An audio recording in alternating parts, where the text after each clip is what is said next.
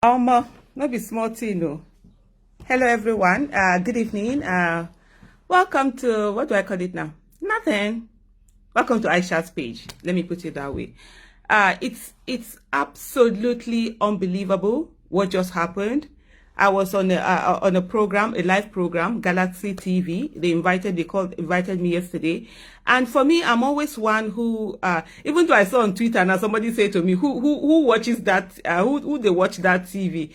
I'm always one that feel that, everybody should be given an opportunity. And I don't base interviews on, because this is a small platform, this is a bigger platform. You talk to people on bigger platform and then you don't. So I just feel like I try as much as possible, even though it's a whole lot taxing, you have to. And he just called me in, yesterday and for this interview, and I went in there.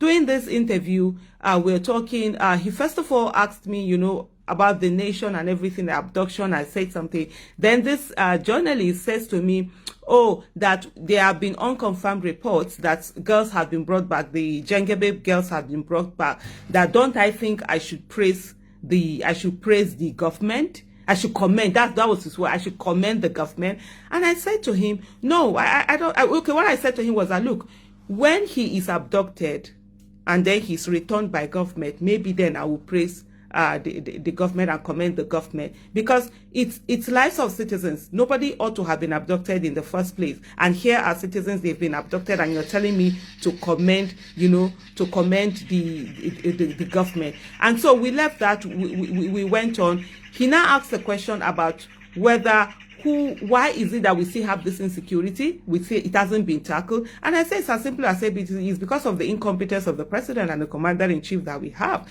I mean, you have somebody who is clueless in office. You have somebody who doesn't have capacity, and yet you don't want to talk about it. And it comes to me that, that the office of the president, you cannot say the office of the president is incompetent. That's supposed to be a journalist who is supposed to have learned English. At least it's a journalist in English, right? They teach them language, the language that he'll be talking about. So when you say somebody is incompetent, that means he's not doing his job competently, and that's why there's still insecurity that he's asking me about. And he goes on, and I was like, no, the office of the citizen is the highest office in the land. And right now he's insulting my own office of the citizen by telling me that I have to use civil words, because when he invited me, it wasn't about me being uncivil.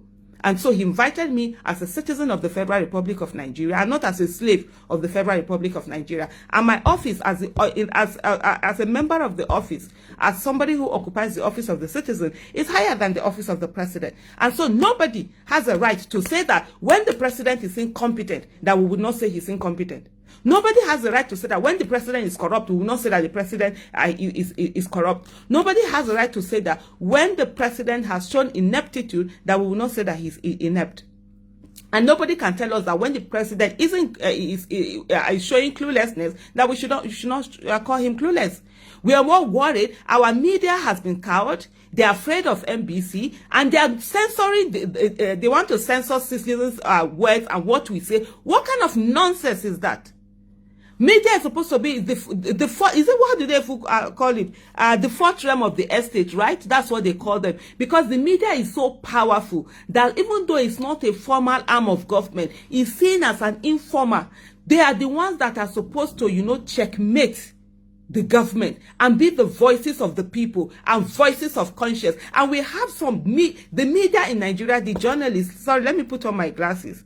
I thought, I'm trying to feel a bit, I'm not too old. But then I really can't see all the comments and everything because I'm wearing. Exactly, Chris, you said it all. Thank God for social media. That's the reason why they're trying so hard to put a ban on social media, to be able to censor social media. Social media has allowed media to be democratized. I don't need to be on any station. Even the interview I had with Chad, I had to say, look, if you're calling me for an interview, my words are not going to be censored. And you're not going to tell me how and the manner in which I will address the president that was voted for by the people of the Federal Republic of Nigeria. You're not going to come and tell me the way I will address somebody who is supposed to be #1 public servant. The servant, there's a reason for the servant attached to the public. So if you're going to censor yourself and be cowards and not do anything, that's your personal business. But for Galaxy TV to think that they will bring me on air and begin to tell me how I should address the president and tell me that I should commend the president or I should commend the government, they are sick. Absolutely sick. And they never see person who tell them say that they're sick. They never say, I don't need to be on your platform to be heard. That's the reason why this is not 1983. This is not 1984, where we will wait for news at 7 a.m. and wait for the other news at 9 p.m. Government will come out and tell us this is it. They will just read things out to us and they will move away. They will go away. It is no longer like that, though. It is not like that at all. This is 21st century. This is 2021, where we have things like social media and we have technology helping us, and we can beam our broadcast to anywhere. I mean, how many people even knew that I was on Galaxy? Like somebody said, how many people even watch Galaxy? But I'm one person that I just treat people equally. I don't believe, oh, because this is a smaller platform, you shouldn't be there, and then you have to go on the one that it's a bigger platform. I see people on this thing trying to. Okay, I think I need to do something. I need to, oh God, I've forgotten how this thing works now. Yes. Okay, I'm the one sending the request. Now, I see people who are saying they want to be on this thing. It's so annoying. It's really so annoying. So people come and we're going to be slaves because we cannot call the president what? The president is incompetent, and his incompetence is costing us lots of lives. It's costing us a whole lot in this country, and nobody is going to make us not say it. And that's the fact. And if the president doesn't want us to call him incompetent, then what he needs to do is to begin to act competently and give good governance and be accountable and be transparent. He came to tell me that, oh, Garba Shehu and the spokespeople of the president have said that it is the body language of the president for him not to come out and speak. Mr. President Muhammadu Buhari does not have the right to a style. Okay, now it is his style. He does not have the right to his style. If he wants to have a personal style, he should go back to Daura and stay there and have his personal style. As long as he's the president of the Federal Republic of Nigeria, as long as he's the commander-in-chief of the armed forces, he does not have a style.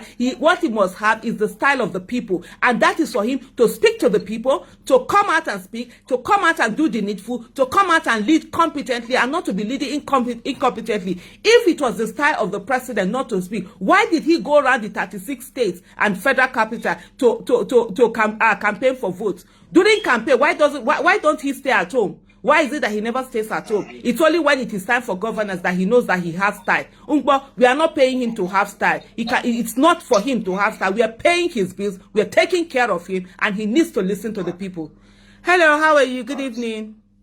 I'm blessed, my sister. Thank you for your passion and your fire. It is needed. It is always needed, and it will be needed until the nonsense is stopped. Absolutely. So no matter the nonsense that they talk about censorship, and those people, for us who have ears to listen and ears to see, the people who want to censor the truth, you know what they are doing. You know what energy they are working with. You know how they feel about us. They clearly don't feel that they are us. Mm-hmm. It's not hard to tell if you've got eyes to see and ears to listen.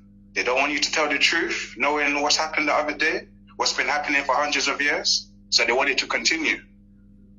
That's what people need to realize. It's not just that they're censoring the sister here. They are censoring progress. They are censoring progress. They don't want progress. They want the same nonsense, corruption, everyday death, everyday murder, everyday bullying. These people don't talk about the truth because we want the same things. That's what we need to understand that as well. It's not just Aisha. Aisha's not alone. There's how many of us? I'm in England. There's people all around the world. How much Nigerians are in America? How long have they been there? It's not just Aisha. So I give thanks for your life, Aisha. You continue doing what you need to do. Thank you so much. God bless you. Thank you so much for joining me today. Thank you. One of the things that we must absolutely realize is that, first of all, in Nigeria, we are citizens, we are not slaves. And nobody is going to make us slaves in our own country. And most especially not those that were voted into office. People stood on the line to vote for them. And you get into office, you think you can lord it over us. And especially this media that has turned itself to brown envelope profession. So because you're giving brand envelope, because they're going to come and tell you that they will fine you and everything, all you need to do is that, oh, you begin to be slaves to the people in government. When government officials will come, they will be saying nonsense in your office. They will be abusing our sensibilities, but the media will not say anything. They will be smiling with them. They will be opening their teeth for them. They will be opening their teeth for them. That's all they know how to do. But when it is when they see fellow citizens that they open their eye. You can't open your eye for me. But no, not at all. For waiting now, do I look like I need to be on your TV to be seen? I did you a favor by being there. I don't need to be there. I have my handles. Social media has allowed media to be democratized.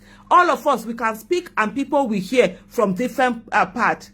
And the way you just come, you're telling me that, oh, you can't come here and say the president is incompetent. When the president is incompetent, are you okay? If when you were taught you didn't learn English, go back and check the dictionary meaning of incompetence. Go back and check it. When the president is incompetent, we will call him incompetent. And a president that does not want to be called incompetent should stop acting incompetently. It's as simple as that. The same breath you are using to ask me that, why is it that the insecurity has not stopped? The same breath you are using to ask me that, why is it that people are still being kidnapped in this manner? And you are using the same breath to tell me that, oh, I shouldn't say the president is incompetent. What is it? Oh, I should say the president is fine. Oh, the president is good. The good call. Good kill you there. See me as I sit down here, so you tell me that kind of thing. So wait here happen. I look at person where they look for something. I look at person where they look for food where you go chop. Hunger they keep person. Now only slim person go slim that. But me, I even want slim that before. The weight done too much now. I still get 15 kg where I supposed drop. So if now hunger, make the hunger the wire person. What's the meaning of this? We have a media that is as useless can be. You sit down there, these government officials will come into your studio, they will talk all sorts of nonsense. You will never caution them and censor them and tell them not to abuse the sensibilities of the people that put them in office, the people whose money is being used to pay them. And then it is when citizens come, you'll be asking them, what is the solution? The president, you don't have to wait to the solution. I mean, not be the reason where they put up there be that. I mean, after they do siren for them, now you just say they ask me come there. Yeah? You think that they do siren? I beg. If I say get people we want come, Jare, let me even look for who I go add.